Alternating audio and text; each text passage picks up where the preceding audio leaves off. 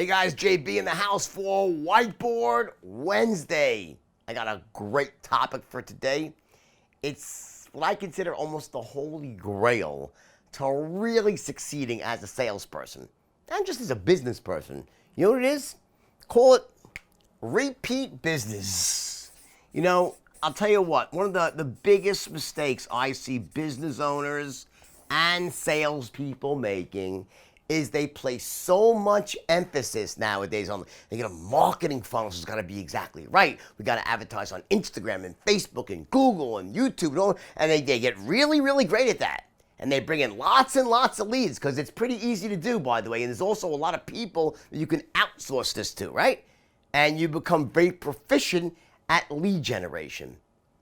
And then, by the way, you can also become pretty proficient at developing a great landing page, and they go through the process and they buy some tripwire offer, like called a low price, maybe a $10 or $50 or $100 product from you, right? And they become a client. And that's it. That's where it begins and that's where it ends. Or anything that happens after that is like far less organized than this aspect, which is fully organized with processes and templates and scripts. They pay so much attention to marketing and even closing the sale, monetizing the marketing, right? Closing that client. Even if that closes through a phone call with a strategy session or just calling up to give them more information and you close them, right? And people use the straight line for that mostly. It's the most popular system out there by far. That's what I teach, right? And it works like a charm.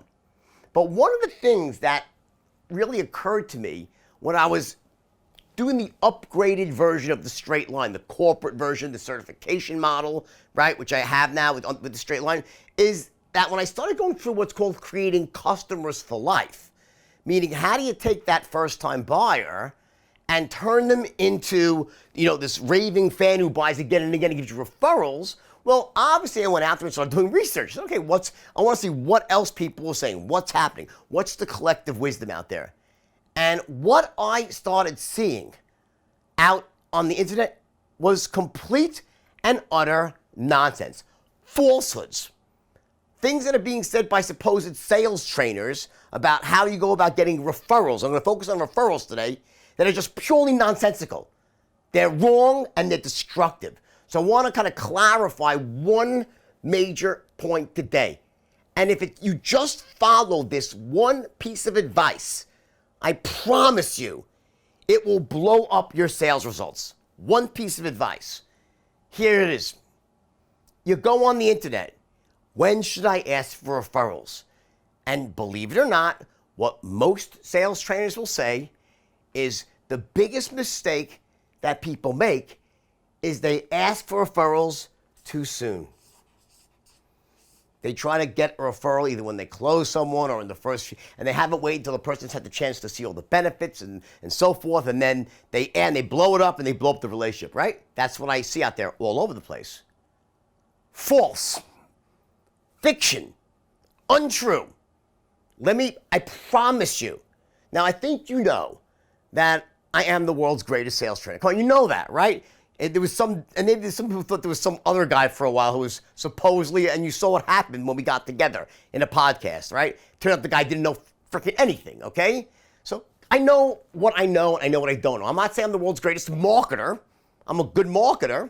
I'm a great businessman, but I am the world's greatest sales trainer. I'm not saying it to be cocky. It's just true. I am. I know I am, all right? And I'm giving this information to you for free. So just take this as gospel, because it's not just what I teach. It's what I've done myself. You get it? I do this. I live this stuff. And I've sold everything you can imagine. So when I say to you that having to wait an arbitrary amount of time until you can ask someone to refer you business, that's just flat out false. And the reason I know it is because I personally have gotten more referrals than any 10 salesmen I know. And everything I sold, when I asked for referrals? The second I closed the deal. I asked them right on the spot. The best time to ask for referrals. Now, again, I don't know what you're selling. Every industry is a little bit unique, right? So I can't do a one size fits all. But generally speaking, unless your company has a policy against this, and if they do, fine, there's probably good reasons for that, and you'll adapt this strategy, meaning that as soon as they will allow you to do it, you want to ask for referrals at the first possible moment. The sooner the better. When I close someone, I'm always going to follow up by asking for a referral. The big R, ask for a referral right there on the spot. Now, that being said, some of my success, probably I say 90% of that, has to do with the fact that I close them using the straight line. So watch, let me draw the graphic out for you. In other words, see, what happens very often in selling is that when someone who is not trained correctly, not using the straight line, and they're just selling some weird, kind of like, half-baked system or no system at all, right? Now let me just draw the sale out for you first. Watch, this is the open, and this is the close. Open, close. So with the straight line, we use essentially this visual, which helps us understand what is going on as we move someone down the sales process from when they first speak to you or see you in person or on the phone, doesn't matter, right? What's actually happening, right? And then we have these boundaries above and below the line. And we call these the healthy boundaries, meaning inside these boundaries, this represents the spot where you are in control of the sale. When you go outside of these boundaries, you're out of control. So in control, out of control. I call this spiraling off to Pluto or down here to your anus. Not a great place to be for most salespeople, but the point is, I don't judge though, right? Is that when you're using the straight line, you're staying within these boundaries and you're developing massive rapport by asking strategic questions, using certain techniques and powerful tactics that allow you to find out exactly what someone's needs are, their beliefs, their values, and most importantly, their pain points. And as you're doing that, you're engaging in a technique called active listening, which happens right in here and here.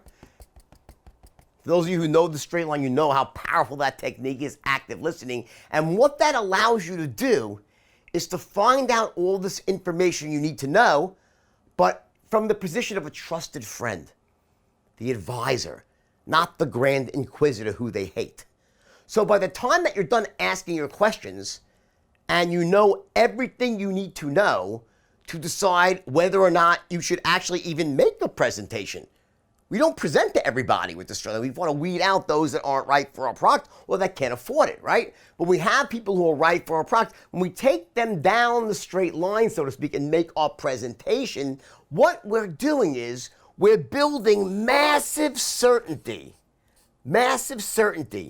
for the product, for ourselves as the person that's selling the product, and the company that stands behind the product, and we'll also address things like buying beliefs and pain points. My point is this, that with the straight line, you learn how to do this at such a high level that when you're done and someone does indeed buy from you, which will be about 10 times more often if you don't use a straight line, it's just, everyone knows it's so effective at closing, right? But when they say yes, it's not like a yes, it's like, yeah, wow, they feel good about it. You're in deep rapport with them. They like you. They want you in their life. You did it in a very professional, low-pressure way. So essentially, what I'm saying, you've earned the right now because it's not just some stupid sell where you pressure them or just sound like a moron or they just already wanted to buy anyway. It was like a lay down. No, you've done your job so well, they're like, wow, I like this person. Yes, I'm comfortable enough already to give this person referrals. So when you are using the straight line system, you get the ability to ask on the spot. That's the difference. And I want you to ask for referrals on the spot using certain key language patterns I teach. Very powerful stuff. Don't wait. If you Google it yourself, you'll see what they say. It's nonsense. You know how I know? Because I've sold everything and I never waited, nor has anyone that I've trained. You can get referrals right on the spot so long as you've sold the right way, meaning you've left the customer in a good spot, they feel good about you, they were happy with the process, and because of that, our nature as human beings is we want to remain what's called consistent. We want to have consistency. We want to remain consistent. So if we were saying, you know what, yeah, I bought, I'm in agreement, this is a great product, it's going to resolve pain. Well, think about this. Why wouldn't they give you referrals? Like, if it was good enough for them, what? So it's not good enough for their friends? You get it? When they don't give you referrals, it's because they're not sure about you. Or they really don't know much about your product. They're taking a wing and a prayer. With the straight line, we close with such certainty that people say, you know what? I feel, yeah, of course, sure, oh yeah, let me. And we also ask them in a certain way. And by the way, we don't just ask them once. There's programs in place afterwards, 4 and 30 days, as you onboard, as you have to go through an adoption phase, and periodic quarterly touch points. So the referral process goes on and on. But do not wait. I'll close this little mini training here with one thought.